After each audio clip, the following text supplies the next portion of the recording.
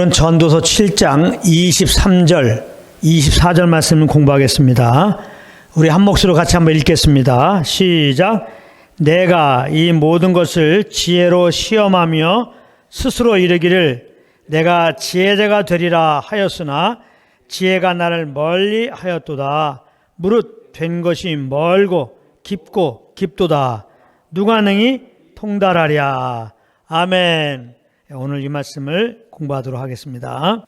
오늘 말씀을 보게 되면은 솔로몬은 지혜자가 되어서 모든 것을 알고자 했지만은 지혜가 멀리 도망갔다고 그렇게 말씀하고 있습니다. 그래서 결국은 자기는 지혜를 얻지 못했다고 고백하고 있습니다. 여기 멀리 도망간 지혜란 무엇인가? 그것은 우리를 구원하시는 하나님의 지혜를 말하는 것입니다. 우리를 구원하시는 하나님의 지혜, 즉 십자가의 도는 자기가 지혜롭다고 하는 자들에게는 멀리 도망갑니다. 자기의 지혜로 이 지혜를 얻고자 하는 자에게는 멀리 도망간다 이 말입니다. 그리고 반대로 하나님 앞에서 자기의 지혜를 배설물로 여기며 나는 어리석은 자입니다. 나는 우매한 자입니다. 나는 죄인입니다. 이렇게 정직하게 하나님 앞에 고백하면서 긍휼을 구하는 자에게 이 하나님의 지혜는 달려옵니다. 누가복음 10장 17절을 보면은 70인 제자들이 전도를 마치고 예수님께 나오는데 기쁨이 가득한 얼굴로 나오게 됩니다. 그러면서 이제 이런 말을 해요. 주여, 주의 이름으로 귀신들도 우리에게 항복하더이다. 아주 기쁨이 가득한 얼굴로 제자들이 이렇게 예수님께 고백했습니다. 그때 예수님은 사단이 하늘로서 번개같이 떨어지는 것을 보았다고 이렇게 말씀하시면서 다소 들떠있던 그 제자들을 바라보면서 그 분위기를 가라앉히는 그런 말씀을 하십니다. 20절입니다. 귀신들이 너희에게 항복하는 것으로 기뻐하지 말고 너희 이름이 하늘에 기록된 것으로 기뻐하라 하시니라. 이렇게 말씀하셨습니다. 아주 중요한 말씀을 하신 겁니다. 우리의 기쁨의 근거는 어디에 두었는가? 이걸 지금 예수님이 말씀하고 있는 거예요.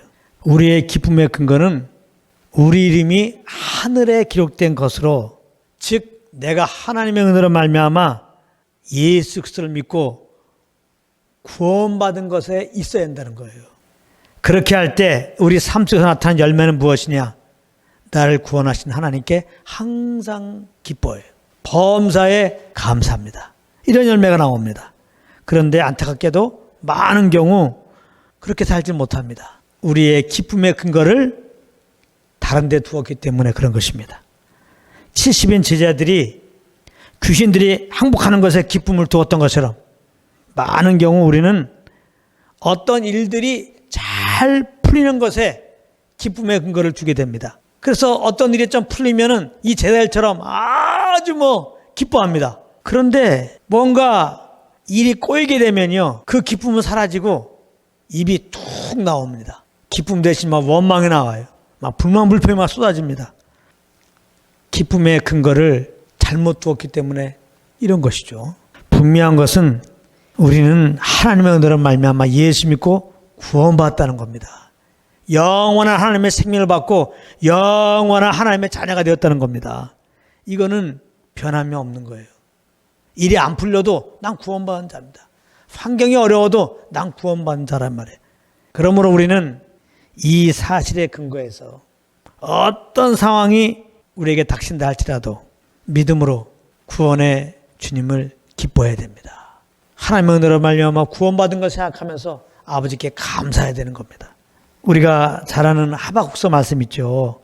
하박국 3장 17절 18절에 보면은 비록 무화과 나무가 무성치 못하며 포도나무에 열매가 없으며 감람나무에 소출이 없으며 밭에 식물이 없으며 우리의 양이 없으며 외양간에 소가 없을지라도, 요즘으로 말하면 완전히 사업 실패입니다.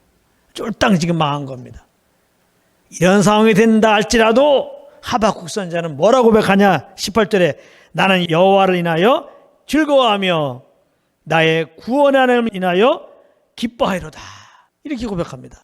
이만큼 우리의 기쁨의 근거를 어디에 두느냐? 감사의 근거를 어디에 두느냐? 내가 신앙생활하는 이유가 뭐냐? 이거를 분명히 해야 되는 겁니다. 그것은 뭐예요? 우리 이름이 하늘에 기록된 것으로 구원받은 거에 있어야 한다는 거예요. 할렐루야. 자, 그런데 21절에 보면 예수님은 성령으로 기뻐하였다고 말씀하고 있습니다.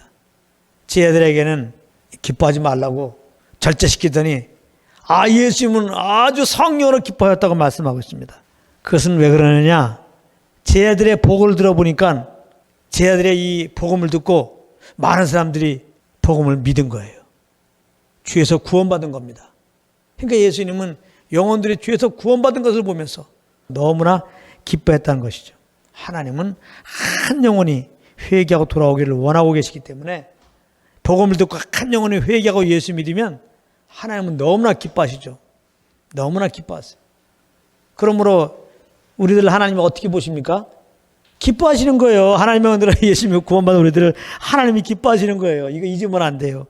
기본이 구원받은 우리들에 대해서 기뻐하는 겁니다. 자, 이렇게 예수님은 성령으로 기뻐하면서 이런 말씀을 하셨습니다. 천지의 주제이신 아버지여, 이것을 지혜롭고 슬기 있는 자들에게는 숨기시고 어린아이들에게는 나타내심을 감사나이다. 옳소이다. 이렇게 된 것이 아버지의 뜻이니이다. 이렇게 예수님이 말씀하고 있습니다. 여기 지혜롭고 슬기 있는 자들에게는 숨기시고 어린아이들에게는 나타내신 것, 이게 뭐냐 이 말이에요. 이게 바로 죄인을 구원하시는 하나님의 지혜의 말씀인 것입니다. 즉 은혜의 복음을 말하는 것입니다.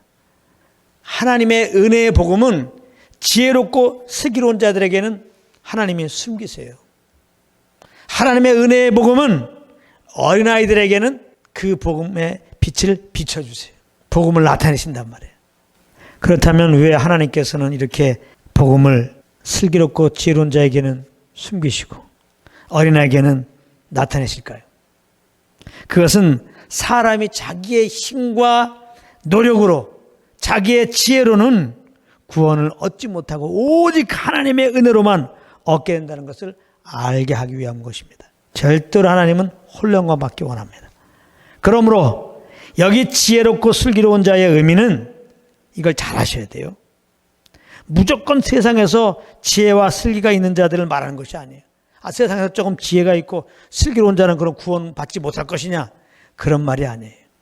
자기 스스로 율법을 지켜서 의롭다함을 얻을 수 있다고 하면서 율법 아래 사는 자들, 즉 자기 의로 의롭다함을 얻으려고 노력하며 사는 자들을 말하는 것입니다. 그런 자들이 지혜롭고 슬기로운 자들입니다. 이런 자들에게는 하나님이 이 복음의 말씀을, 은혜의 복음을 숨기십니다. 하나님의 이 복음이 막 도망간다 이 말이에요. 도망간다.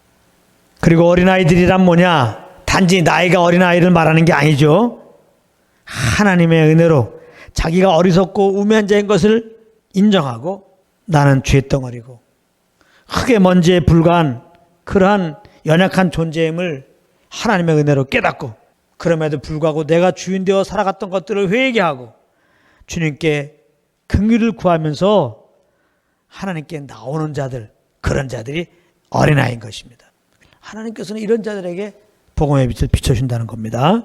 누가복음 18장 10절에 보게 되면은 예수님이 바리새인과 세리를 예로 들면서 하나님이 받으시는 사람이 누군지를 말씀해 주셨습니다. 11절 12절 보면은 바리새인들이 이렇게 기도합니다. 하나님이여, 나는 다른 사람들 곧 토색, 불의, 간음을 하는 자들과 같지 아니하고 이 세리와도 같지 아니함을 감사하나이다. 나는 일에 2번씩 금식하고 또 소득의 11조를 드리나이다. 아주 멋지게 이렇게 기도를 했습니다. 이렇게 기도하는 바리새인, 이 바리새인이 바로 지혜롭고 슬기로운 자인 겁니다. 그런가 하면 13절에 세리의 기도가 나옵니다. 잘 들어보세요.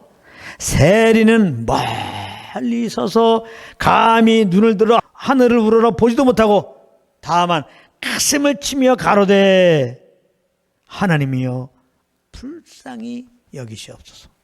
나는 죄인으로소이다 하였느니라. 이렇게 기도했어요. 바로 이 세리가 어린아이인 겁니다. 어린아이. 14절에 예수님은 이렇게 결론을 맺습니다. 내가 너에게 이르노니 이 사람이 저보다 의롭다 하심을 받고, 이 사람이 누굽니까? 세리.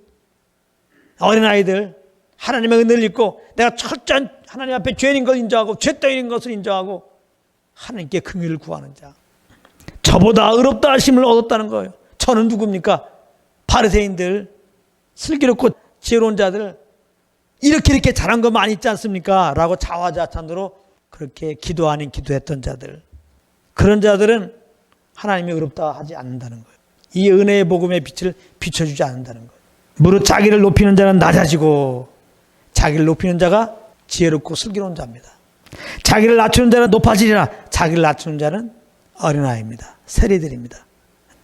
자기를 높이는 자는 낮아진다는 게 뭐예요?